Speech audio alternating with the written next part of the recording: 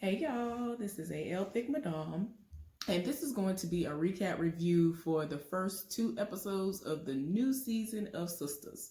Now, this might come as a shock to y'all, but I actually was the first person on YouTube to do a recap review on this show. I did the first episode, did nobody care like that, I didn't really get no views, and I was like, ain't nobody gonna care, so let me leave it alone. Then I don't know what people started doing recap reviews on it, and I was like, really, bruh? Y'all must not have had nothing else to watch, and now everybody is jumping on the train and living for the reviews. Okay, but I was like, I ain't gonna worry about it. If I do it, I'll just start with season two if they get a season two. And season two is here. He already said that while all this stuff was going on with the pandemic, that they were going to shoot. They did film. Somebody eventually did get COVID. I don't remember if it was for this show or another show, but like towards the end of taping, somebody did end up coming up with it. I don't remember if it was any of the castmates, but yeah. Anyway, let's go on ahead and get started on this recap review. And like I said, it's going to be a combination of both episode 1 and 2. So y'all going to be seeing me talk back and forth about certain things. So, and it's not going to be how I wanted it to be. So I'm just going to discuss some things at random. So anyway, y'all.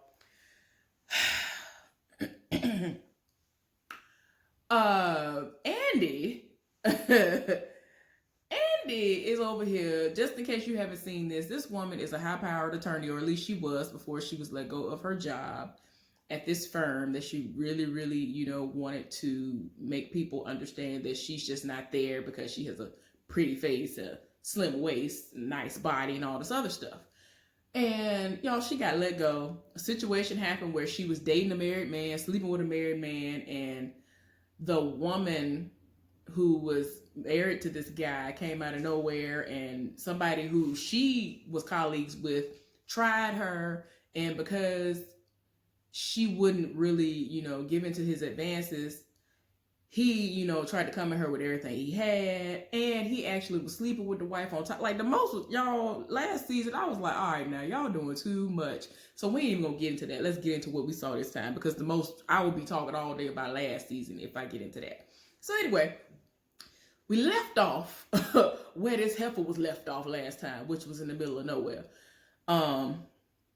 Gary, the man who she'd been sleeping with, who's married, he left her. He didn't leave her. He had gotten picked up by FBI agents, or whatever it was, FBI agents, I guess, in the middle of nowhere, because they had been following the string of money he had. They said that he had been laundering money and all kinds of stuff like that. And she's not believing any of this. She don't want to believe it, but they went on ahead and arrested him, left her out there with no way to get back to the city. Whatever house he brought her to was out in the middle of nowhere, y'all. It was crazy. So anyway, I'm talking about they didn't let her have her cell phone, of all things. Like, they wanted to take every single thing that was in her possession outside of her clothing and shoes. What did they take her shoes? I forgot. But anyway, as evidence, they did the most. So anyway, this episode, somebody came out of nowhere posing as if they were just a concerned citizen.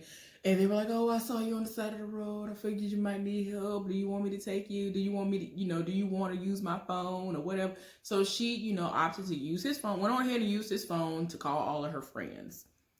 Karen was not available because she was dealing with everything that happened last season, which was Zach getting stabbed because somebody who is the brother of the wife of this man who wanted her rolled up on her and tried to kill her, but Zach saw what it was, and he came in the middle of it, and he ended up getting stabbed, and her mama came out of nowhere and thought she killed him, but she didn't. And like, the most was, I'm trying to get y'all to understand the most of going on. If you haven't seen it, please watch it, because when I tell y'all would understand everything, all the cross the wires and the craziness that's going on if you've seen it. And it's a whole lot that happened, y'all. So anyway, she's not available because she's tending to him in the hospital, and she has to face going back home and all of that.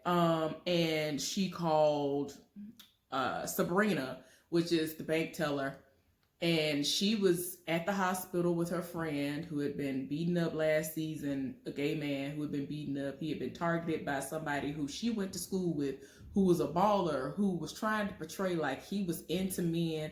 But I kind of don't know if he was really into him a little bit, but he didn't want nobody to know, or if he really was one of them dudes that really will seek you out just to beat you down and try to kill you. But anyway, he beat him down really, really bad, and she found him last season in the bushes, and yeah, it was crazy. But neither one of them picked up because they were busy in the hospital tending to their friends, men, and all that other stuff. Exes, whatever you want to call these people. So then, as always, as the last resort, she ended up calling Danny. And Danny was at her house, had just woke up from her wonderful night of having sex with the white cowboy. That man is fine. That man is fine. But anyway, she was trying to convince him to stay over. It's the next morning. He was like, I gotta go to work. And she looking at him like, this is a family business. You ain't gotta do all that. You can call in and tell me you ain't gonna be there. You'll be all right. He kept telling her, nah, I can't do that. So anyway, since she ended up calling her, and she was like, girl, I wouldn't know what no mile marker, this, that, and all this other stuff. And he was like, I would. And so, cause he was really trying everything he could to get out of the house. This heifer had sat up there and handcuffed him. And like, she was determined to make sure he wouldn't stay, that he would stay. So anyway, since he knew where the location was, she was like, I mean, I guess I'll come. Like, she really was like, I'm trying to get me some. I don't know if he gonna call again, because the last time we did this, he got up and left in the middle of the night, and I didn't hear from him. And she was expecting him to at least call, and he didn't. And like, the most went down. So anyway, they were about to be on their way. And old boy revealed who he was, the guy who saw her on the side of the road, which he's like an FBI agent. And he was like, look, I'm not supposed to pick you up and take you anywhere. I'm really not even supposed to be doing what I'm doing right now for you. And so she was like, I mean, okay, whatever. And so he was like, look, since you basically are part of the investigation, I can tell you what's going on. He going down. There's too much proof showing that he has been doing the most out here with all this stuff. And y'all know last season she was dumb enough to put all millions into her account from him. And he has been trying to get her to believe the fact that it's really his money and all this other stuff. I'm like, girl, I would have told him, spread it out into some accounts of your own, because I ain't got time to get caught up.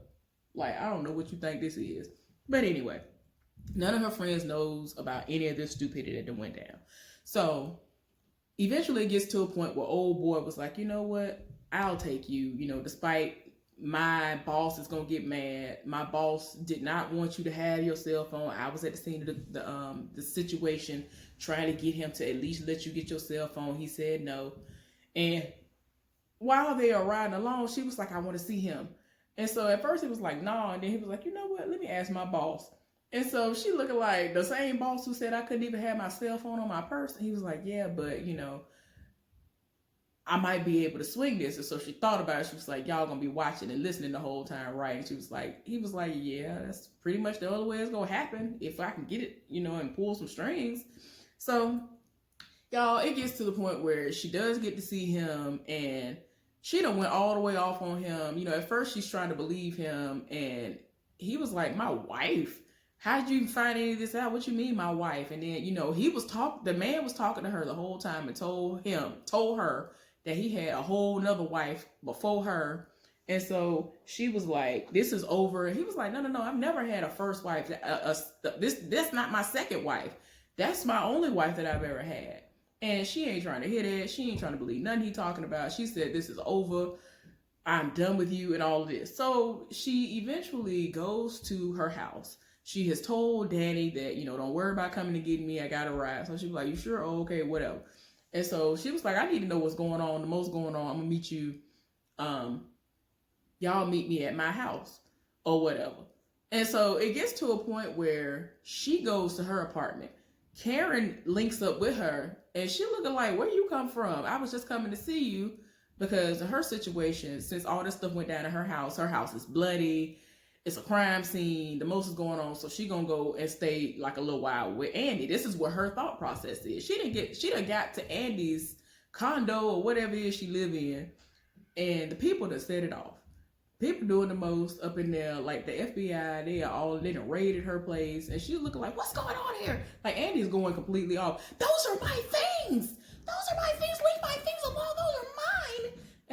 like, girl, no. Like, I was dying laughing the whole time. But it's like, I believe you to understand that you were with this man. This man was up in your place all the time. And you sat up there and put millions of dollars into your account. Why do you think they're not going to go after you? But okay. And I mean, she done went all the way out. Like, they going to clean that whole apartment out. Or whatever it is that she live in.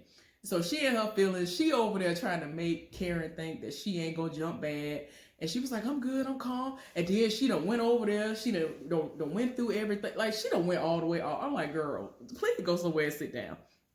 So anyway, it gets to a point where everybody's like, what is going on? You need to let us know what's going on. So they were supposed to go over to Danny's apartment.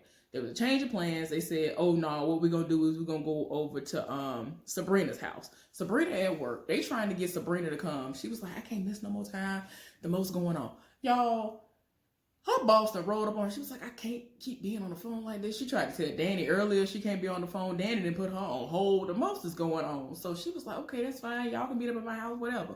So Danny and her feelings, y'all know Danny always about her gas money. Like, why is there a change of plans? We already said we was going to go to my house, but whatever. So they end up going to Sabrina's house. They got a key. And she was like, well, I can't really, do nothing right now. Her supervisor done rolled up on her and was like, did you authorize this transaction over the phone? And so she was like, yes. So she was like,